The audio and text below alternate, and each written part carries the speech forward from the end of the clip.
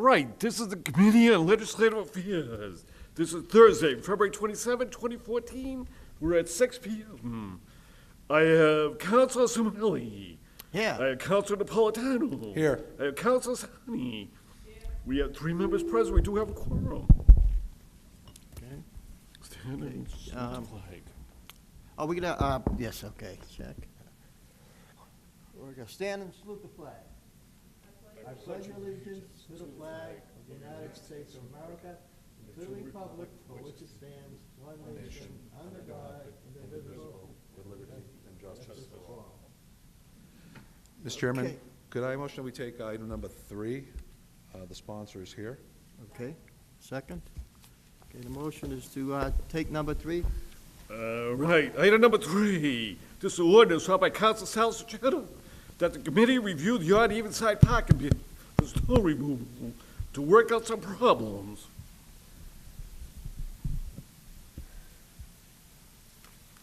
Oh, I'm sorry. Mr. President, we have Alderman, Yes, Councilor Mr. Chairman, Councilor, Salcedo. regarding this, it mentions that the committee requested that I provide a copy of the ordinance. I don't have that.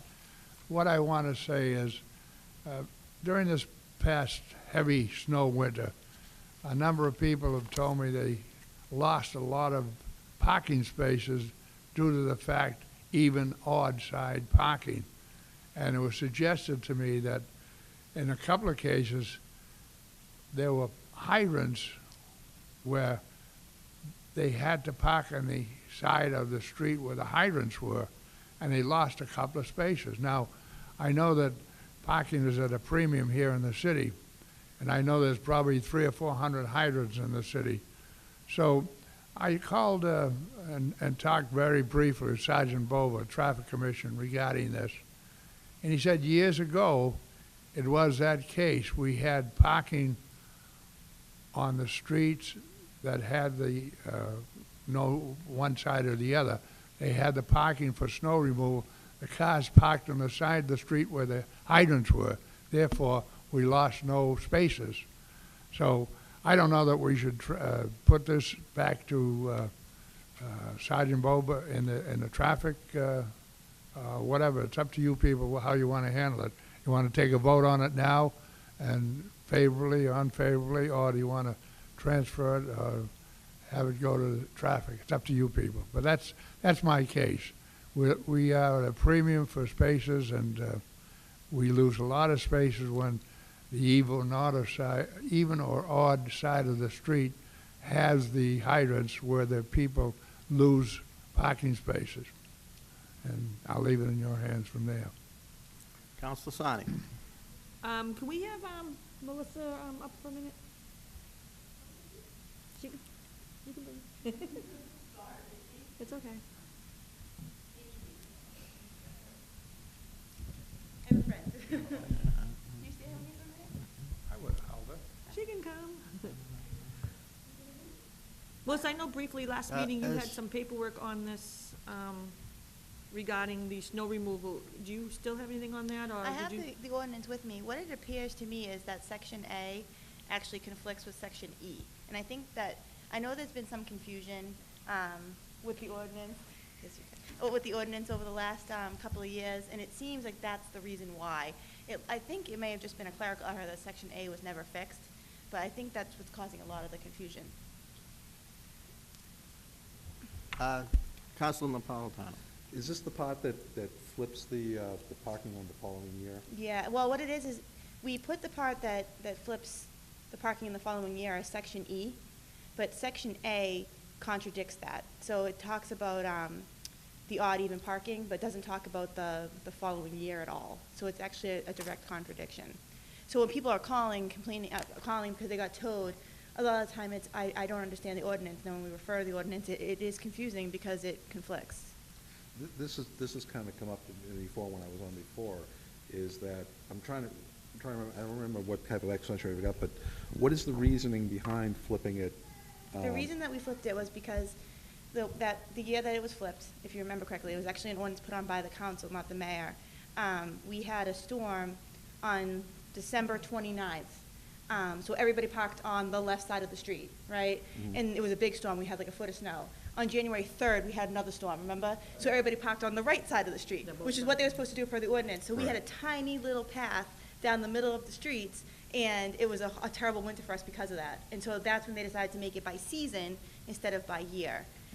My understanding of the reason why they don't just have it the same every year is because people complained, and this was before we were here, but people complained because their side of the street was always the side that the cars were parked on, so they weren't getting clean to the curb. So to make it fair, they switched it every year. I actually now remember, remember thank you, that? I do Yeah. remember that, I do remember that. So it's kind of a catch-22. There's no perfect system. And so I think cleaning the ordinance up is important because I do think it's causing confusion, and I know the parking officers will tell you the same thing. But I don't know what the right answer is when it comes to what you should do. You have to use your discretion. If I can make a suggestion to the sponsor, I think that if the ordinance has some contradiction in it and needs to be cleaned up, we should clean it up first.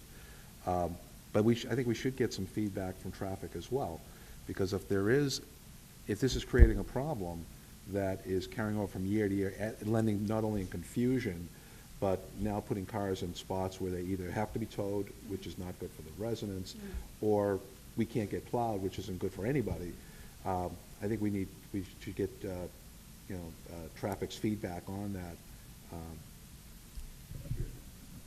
That confusion was on one street that was in my ward. A number of people parked on the wrong side of the street. They forgot that it changed over for the season. Yeah. And they all got tickets. So it has to be cleaned up. But again, if we're gonna clean it up, we might think of going back to the hydrant side parking, so we don't lose the spaces that we're losing. And that's quite important because, again, the main streets, all those cars have to park now on the side streets. And if you lose one or two spots, you're losing a lot. A lot of people can't park at all, so. Yeah. No, I fully agree with you. I think, and that's why I was thinking that traffic's input while we clean it up would be essential, so we don't have a problem that next year we're revisiting. There's gonna always be the unexpected, as this change resulted in later on. But no, I do now remember it because that particular winter, that was the whole big issue. The streets were plowed very narrow. I mean, I remember myself right on Union Street losing my driver's side mirror as a car was trying to squeeze by. It was just too tight, and he took my mirror right off. So I agree with you. And thanks for bringing me back to speed on that. You're absolutely right. I do remember it now. But with the sponsors, if the sponsor agrees, I mean, I'd like to hold this over for one more session so we can work on the snow removal ordinance. And Melissa, perhaps if you can express any additional insight that you think might be beneficial in clearing that up. I'd be happy to help. But let's invite, and if we could invite, Officer Bover to the next meeting. He can't make these meetings because of his conflict of working in the courthouse on a Thursday.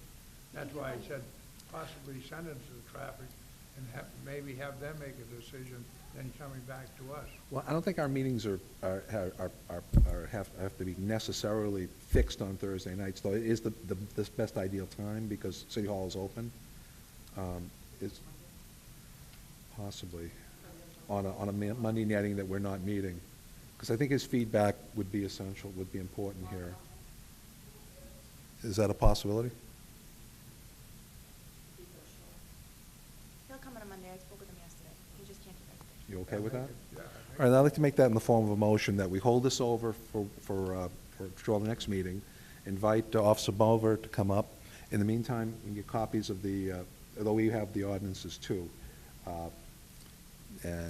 What's the specific number? I know that I have the sections here. Hold on, my chair right there. Hold on. All right, thank you. Excuse me, before we go any further, are you making the committee meeting on a Monday before the Alderman meeting? No, I think it should be, we should schedule on a Monday that we're not meeting in our regular session, Okay. so that way we're not under the gun.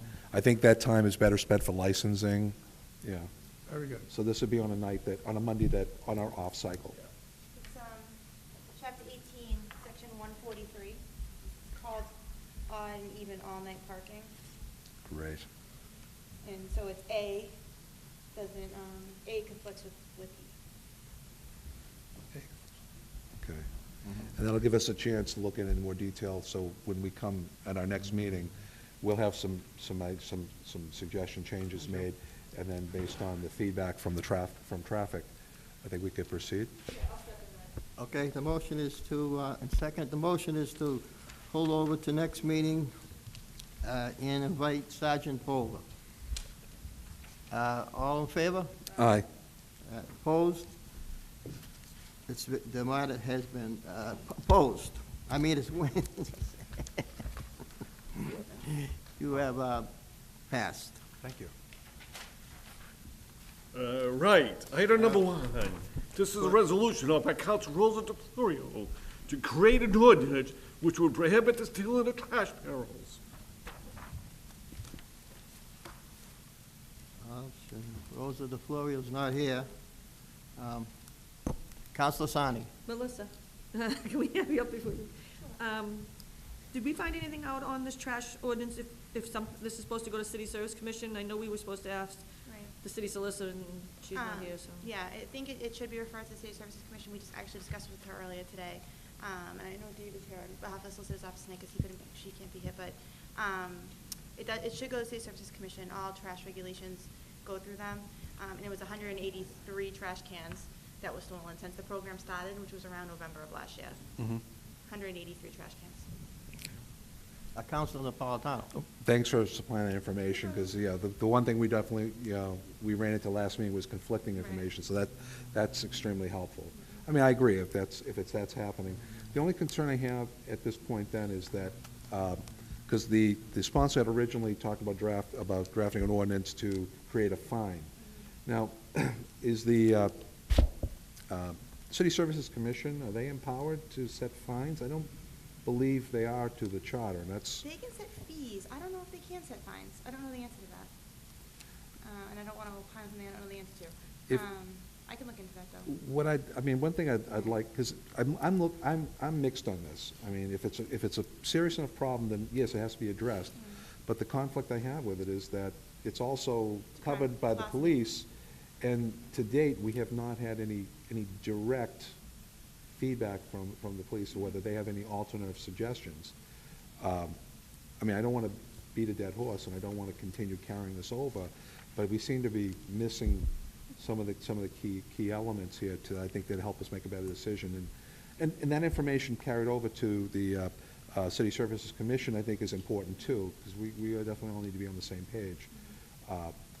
So as much as I really don't want to continue holding stuff over, I would like to hold this over one more session, invite either the chief or someone from the chief's office, perhaps as a crime analyst, actually probably someone from the chief's office, so we can get some better ideas on how the Everett Police could be looking at ways to enforce this. Because the bottom line is, I guess, is my concern here is that I don't want to see neighbors inadvertently fined for an honest mistake, and the potential's there. And that makes more work for everybody to identify that it's a mistake and then have to reverse it. And I'm also, but at the same time, we're having that many barrels, misplaced, stolen, or whatever the case may be, we can't ignore it either. So I'm going to hold back a motion until after everybody's... Counselor Sani?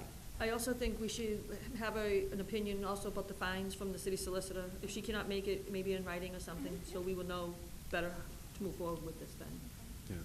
Yeah. If there's any way to, and granted, I saw the folder you brought up, and it was a lot of information. I mean, is there any way at all to identify how many of those were misplaced barrels versus legitimately stolen and never recovered type situations? What I can do is I can see how many but how many trash cans we've had to replace since the program started. Good. Steve Sapino does that. Try to figure out how many we replaced because they were missing and how many we replaced just because they broke or something like that. But he keeps a record. He may be able to work it out from his records. So I'll ask him to look at it. I mean, my feeling is legitimate theft, Yeah. full weight of the law. I mean, I don't think, I don't believe in, I mean, I grew up where if you screwed up, you faced the consequences, and most of us did. but I don't want to soft soap it. And a monetary fine, you know, if the parents end up paying a fine because their kid took the barrel, yeah, there's a lesson involved, but we're still hitting somebody in the pocketbook that maybe not necessarily should be hit. So I'm still not all the way there yet. So if you could, that'd be very helpful. And if we could invite somebody from the, should I make it in the form of a motion then? If I can motion that we do hold this open one more session, get some additional information from the chief of staff on breaking this down a little further, and then invite a member of from the chief of police, from either himself or one of his representatives, to give us some additional insight on this situation, on how we may be better served to address it. And an opinion from the city solicitor on the fines, on whether or not the city service commission can act Okay, fines. we got a motion. Second. To lay it on the table to next. On the motion, On the Mr. motion, Chairman. go ahead. Councilor McGonigal. And I apologize for being late, Mr. Chairman. Melissa, you said that this should be referred anyways to the City Service Commission? I think that most ordinances, they have to regulate trash per your ordinances, are supposed to go to City Services Commission. Okay. There's some question as to whether or not they have the authority to levy fines. So- I think, again, I think the proper motion is to refer it to them first, get a letter of recommendation and see what they think before we start inviting people up and back and forth, this and that. They're the ones that handle it, correct? They do handle all trash regulations. That would be my motion, before we start inviting everybody back up again, and they're the, they're the controller of these barrels and of the collection of our rubbish. Let's hear from them first, and then before we keep, rolling this football around, we hear from them. That's what I'd put in the form of a motion. We got two motions there. On, Council McGonigal, the only thing, the reason why we were gonna see about the solicitor, because of the fines, and not sure if they can set the fines. So I think that's why we were holding it over also, to find out if this is even necessary to go further, regarding the barrels, how many actually being stolen. So I think that's why we're gonna lay it over another week to see the next meeting, so we can, determine if this is necessary, even moving it to the City Service Commission. To waste, they're not gonna have anything in front of them. We're trying to make sure we have everything what we need to say, okay, we need to move forward, and asking them to see what they can do. So laying it over another week here and getting what we need for information, if they can do fines and not, and seeing how many barrels are really stolen or not, I think may be a better avenue versus sending it to them and not knowing if they can set fines or, Councilor Napolitano. Yeah, I think what happened is this inadvertently became a cart before the horse kind of situation. And, we're still trying to, we cleared up of whether there was actually a need for it based on the number of barrels and a report we got from the crime analyst that had a different figure. So that opened up some other questions at the last meeting. I agree with you. I don't think we want to keep this in here any longer than is necessary. We want to move it along. But we're still not sure that they can in fact do anything, and that was one of the questions that we wanted researched. And then also find out from the police whether or not how they're enforcing it. A stolen barrel is theft. A misplaced barrel is a mistake, and then how are we addressing the differences?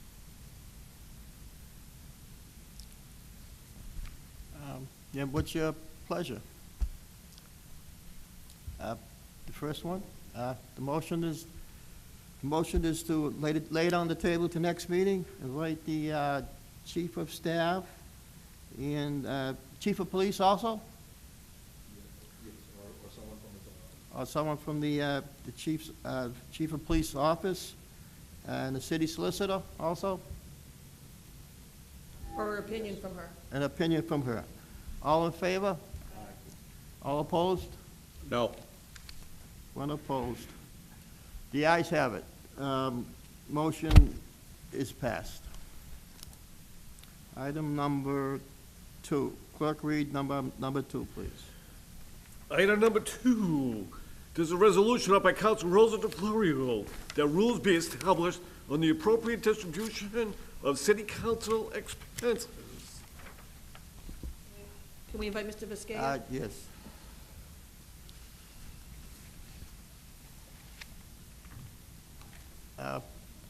Please state name and your position, please. Richard Viscay, City Auditor. Okay. Councilor Napolitano. Thank you.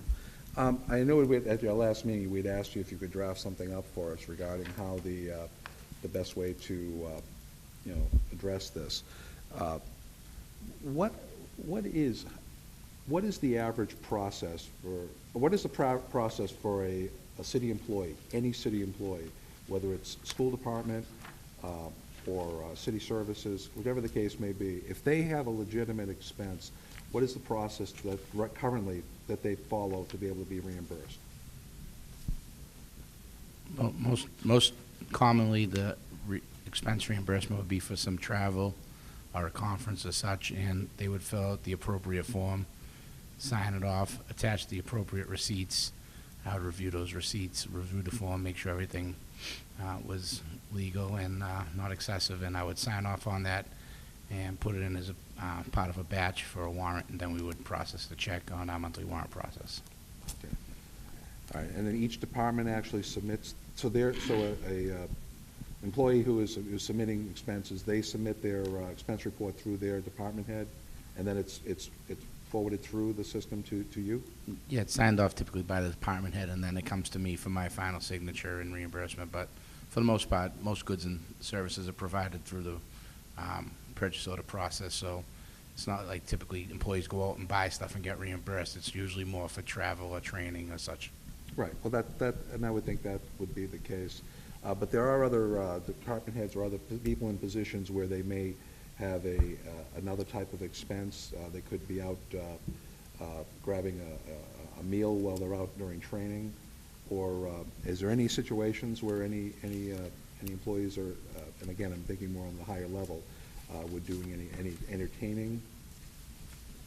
Very few and far between. I haven't seen many receipts for, meals or group meetings and such. Typically, it's you go to a conference and you go out and you drive 50 miles and you get 56.5 cents a mile, and you have a receipt from a hotel for a day stay or what have you. But not necessarily. I mean, once in a while during a snowstorm, we might buy coffee during the 24-hour snowstorm for the employees, and they'll get reimbursed. But there's not a whole lot of large ticket reimbursements for events and such. Yeah, and I would think with the expense account, we're not talking large ticket anyway. We're talking, dribs and drabs. Training costs is probably the biggest expense. Well, I think with regard to you guys, it'd be much different because I'm not quite sure what the rules would be and what you're allowed and what you're not allowed to buy. If we want a computer, we're going to put a purchase order in through a vendor, and we're going to order a computer. It's going to be tax exempt, and we're going to pay it through a vendor process. Now, if someone deems that, you guys can go out and buy a iPad. Now, you might submit a receipt, and now I have to sit there and say, is this a legitimate city expense or not? So that's kind of where the gray area comes in. You guys are a little bit different than the typical employees here in the city. Well, I think the main gist of this item was to create our own rules on how we establish our expense report, but it has to be in compliance with the city's guidelines, correct? Well, that's my position on it, Yes. certainly. If you, again, if this is something where it's in a typical department, say the auditor's office, we have a line for professional development. Now, it's not as if someone could spend a certain amount and someone else can't. It's, we have a bottom line, and when that line's gone, it's gone. You have a bunch of money appropriated for other expenses right now, and there's no rule or anything that says what that money can or can't be expended for. So absent that, I think the most efficient and fairest process is if it's deemed that you need to spend $2,000 a year to do your business, we would just give you the $2,000. You would spend it how you see fit. We'd give you a 1099, and you would process that on your own individual tax returns. That's what I think is the most efficient process. I don't know who's going to get into governing how much you spend versus how much Councilor McGonigal spends versus how much Councilor Sani spends. Well, that would be the same as, our council president would act in the same capacity as any department head, determining what is a fair and reasonable expense and what isn't. I would think, and that would, again, would be in the rules that we create. I guess the thing that I'm thinking about here is that the lump sum amount that you had mentioned, I think that, I was leaning toward that way last time we met, but after reading through the charter again, two terms still come up before me that tend to create a conflict here, and that's actually necessary. A lump sum amount payment out to each member doesn't address any actual necessary. If I have no expenses, or choose not to use any of my money otherwise, I pocket the difference, and I think that's something that that us as caretakers of the, just as you are with the cities, with the taxpayers' monies, I don't think that's quite what the spirit of this was intended.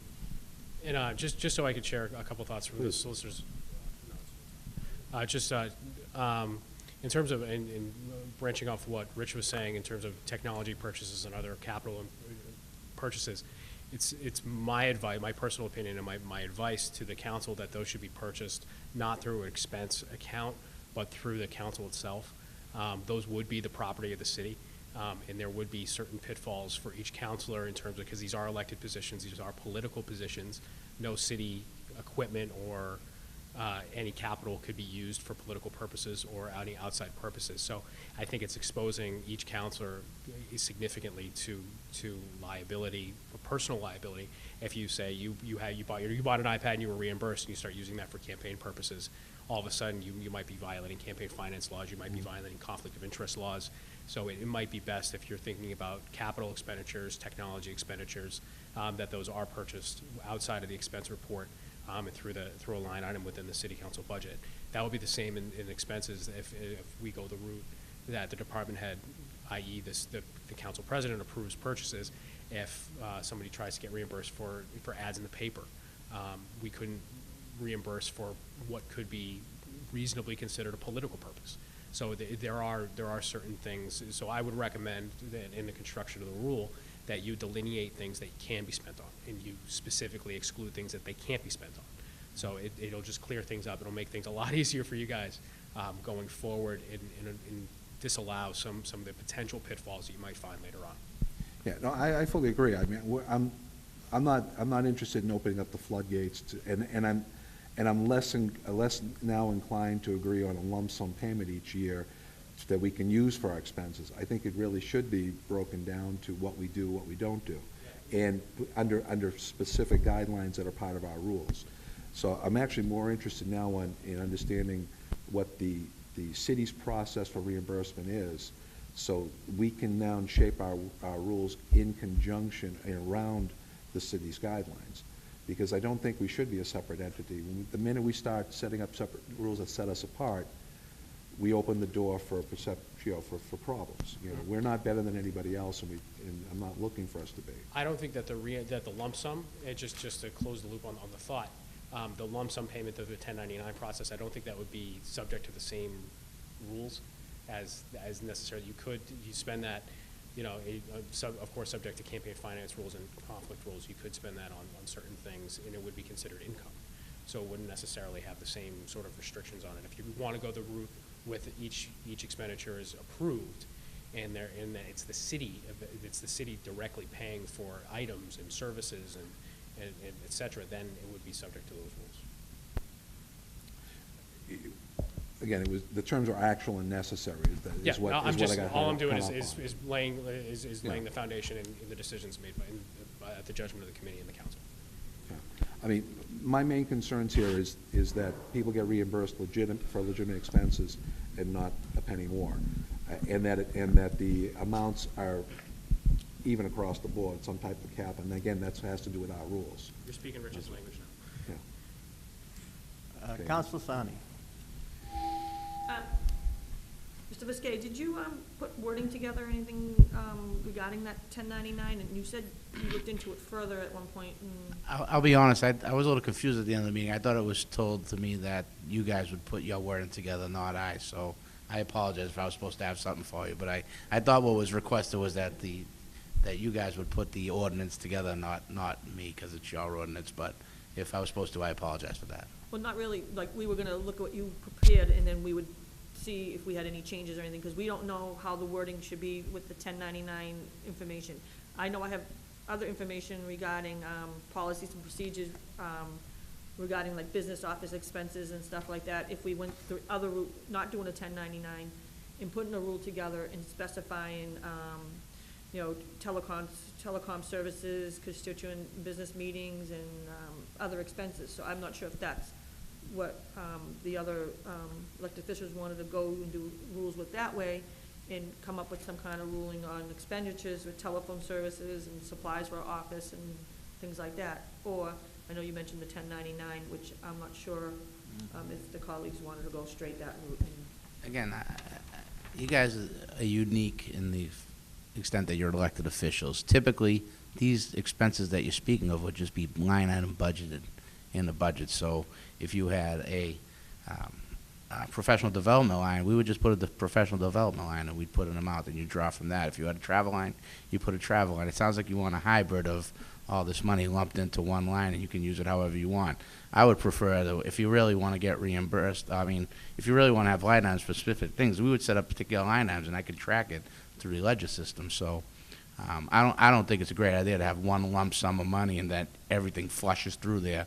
I think the idea would be to categorize that if you really want to go the route where you have expenditures and such, but then you'd get out of this other expense line, and then one would have to look at your budget and say, does the 11-member council really need $48,000 for other expenses? What's the legitimacy behind that?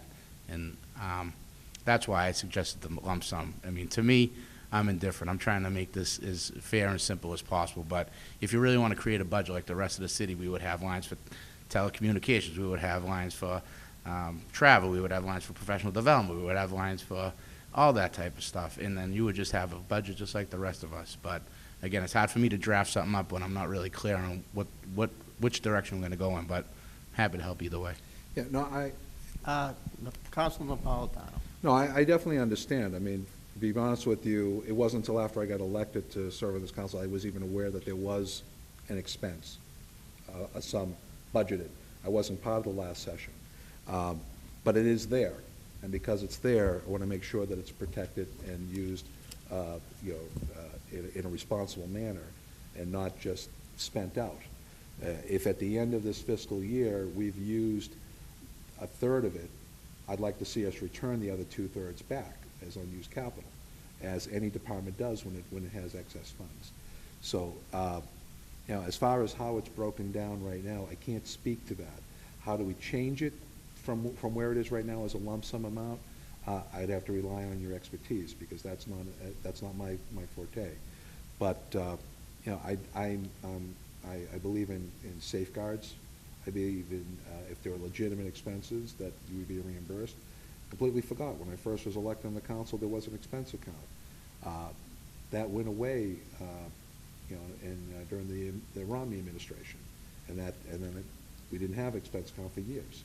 So, I mean, I don't have any problem with how we operate it as long as it's protected and done in a responsible manner. So we're not set apart.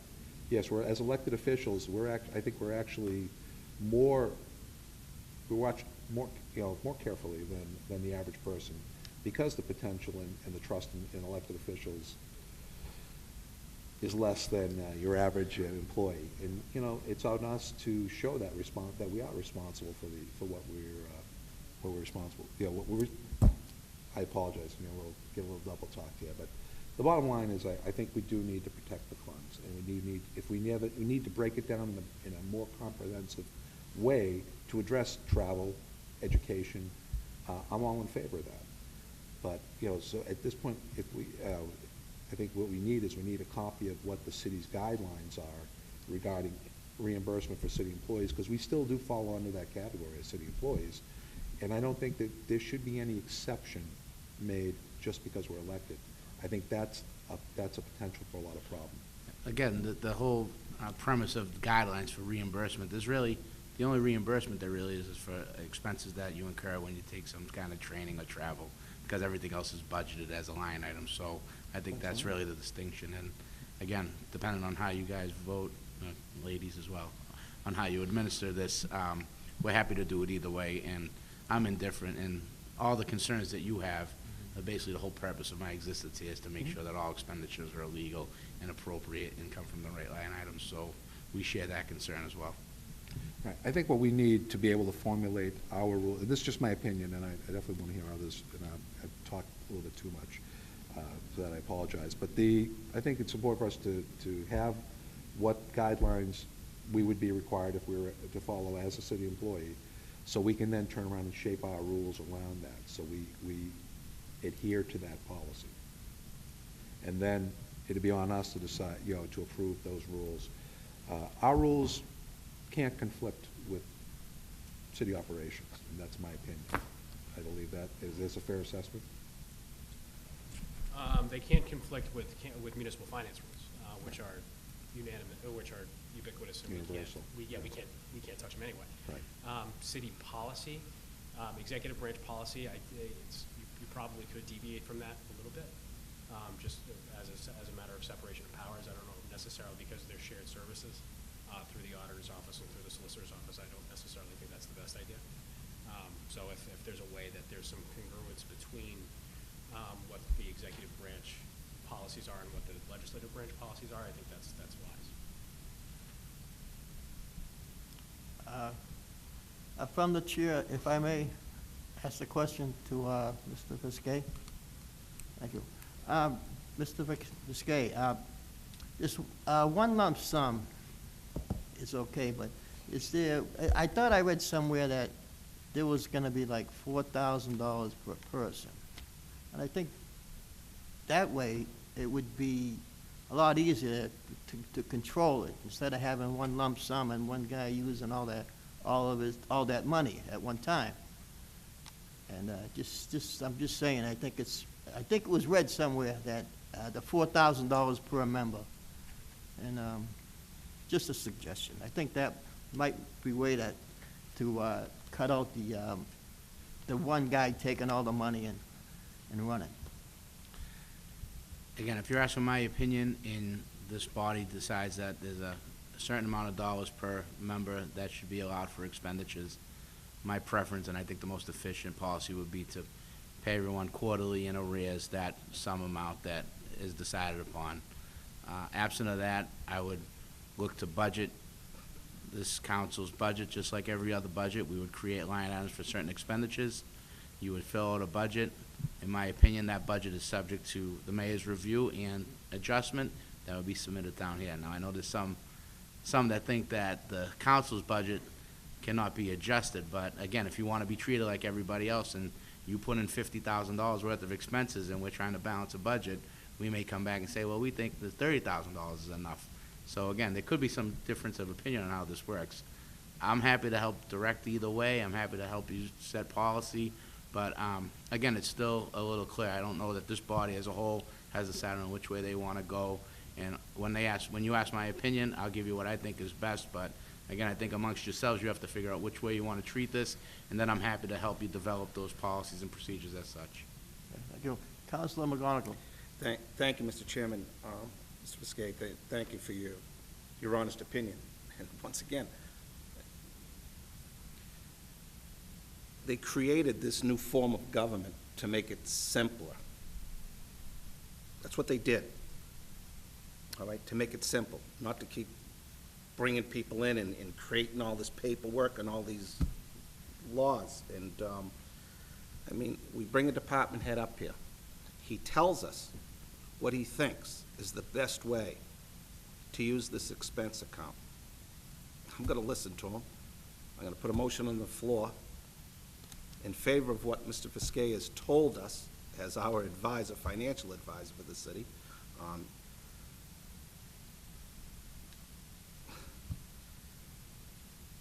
How many of us get, letters from charitable organizations in this city to donate money to? Wouldn't that be a great thing, that if you have a charitable organization or Council Napolitano, that you're going to get a 1099 on it, okay? I believe that most of the councilors, that's where that expense is going to go, to something like that. It isn't, somebody's going to, I don't believe that somebody's going to take it and put it in their pocket and, and go to lunch with it. I don't. I think everybody that's elected here are very responsible individuals. That's why I think the people chose them. Once again, I think my motion is not to create more paperwork, and if Mr. Viskey thinks that's the best way for that expense account to be divided up and used to the discretion of that counselor, then so be it. And you're gonna have to show where that money is spent, correct, Mr. Viskey, on your taxes or whatever, or you can, and if there's a question to say, wow, Counselor McGonigal, took $2,000 extra in pay, well, I guarantee you, I'll be able to prove, yes, I did take that, but look what I did with the money. Look who I gave it to. Because believe me, I get quite a few letters, I think all of us do, to help out charitable youth organizations, whatever they are. And if that's okay with us, Councilor Rodriguez, to give that money back to them, then so be it. But I don't think we should be, trying to make it more complicated than it actually is. That's all I got to say. Thank you, Mr. Chairman. What's your pleasure? I make a motion to refer it to the City Council with favorable action. How should we word that, Mr. Viskey? That, yeah. What's the rule, though? There is no rule. That's what it's for. Okay. Yeah, it should probably sit in the, it should probably be tabled in the committee till the next sitting. Okay. At the next sitting, then we'll have actual language to discuss. To do it? Okay. Devil's in the details, so Okay. we'll have to hammer it out. More than fair. So motion to lay it on the table to our next meeting, or 2 weeks, something like that? I'll work with Rich. and we'll Huh? hammer something. Whatever the date is, I'll make sure I ask for you. Okay. At our next meeting, Mr. Chairman? Okay, motion is made, his motion is to lay it on the table to our next meeting and invite city solicitor and city auditor. Is that the right Yes, one? yes. Okay, all in favor? Aye. Opposed? The ayes have it. Motion is passed. Clerk, read number 4. Number 4.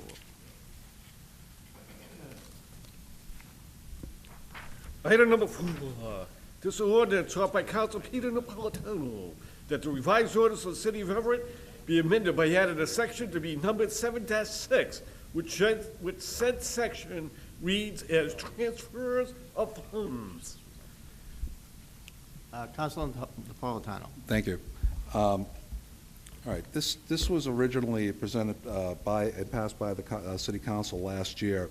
I do understand that it was vetoed, and there was an issue on whether there about a 2/3 majority, which I don't necessarily believe is necessary. But I'm resubmitting it.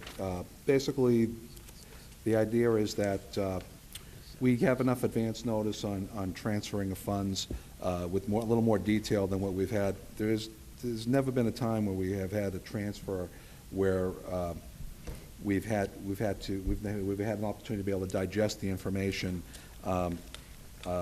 with any great detail as far as to the reason for it.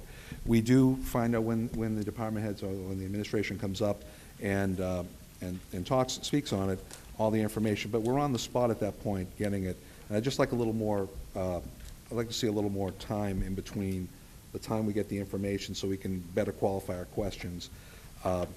Basically, when money is transferred out, we'd like to, get the breakdown of what fund it's coming from, what it's going to, what the primary reason for the transfer is, including if it's a result of any shortfalls, based on the amount that was initially budgeted, or additional expenses that were not planned for.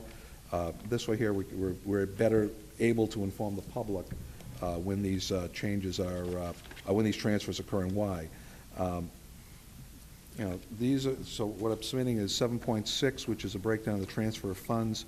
7.7 is just additional definitions, requirements regarding transfers. If you're just getting a time, if you could just spend a few minutes reading over it.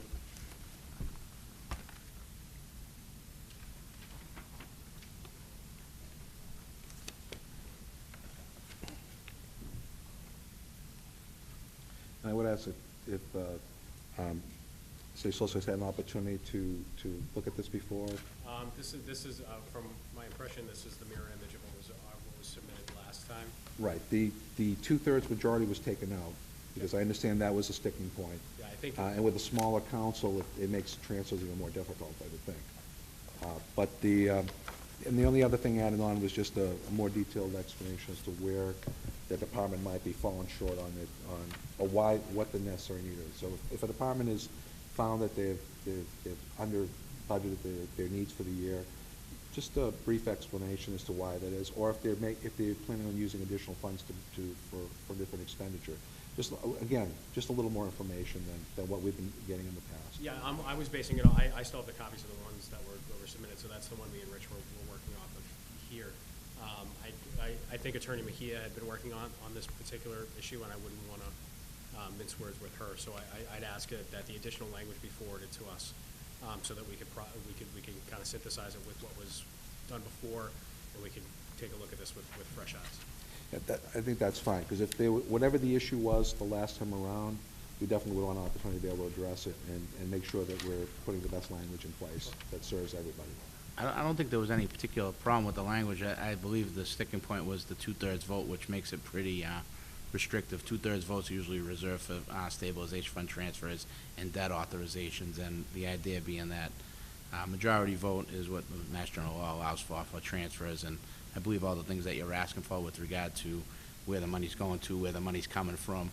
We have forms internally that we make department heads fill out to send to the city auditor and the mayor and with a letter that requests what the funds transferred are for, and those should be submitted along to you when you contemplate these transfers. So I believe that most of your concerns are already addressed now, but any particular additional language or changes to two-thirds votes, I think, is something that we definitely want to Yeah, review. there is nothing in here about two-thirds vote. That was taken out. Right. Okay. Okay. And the thing is that we don't always get copies of all that information that you just relayed. You may get it through on your end, but when we get it, we don't necessarily have that much detail, not to that extreme. And I'd just like to see that as part of the process to make things, and we're all in agreement we want transparent government. So the intent of this is just to continue to avail that transparency. That's extremely reasonable. Yeah. Well, in that case, I'd like to motion well, let me see if I ask any questions first.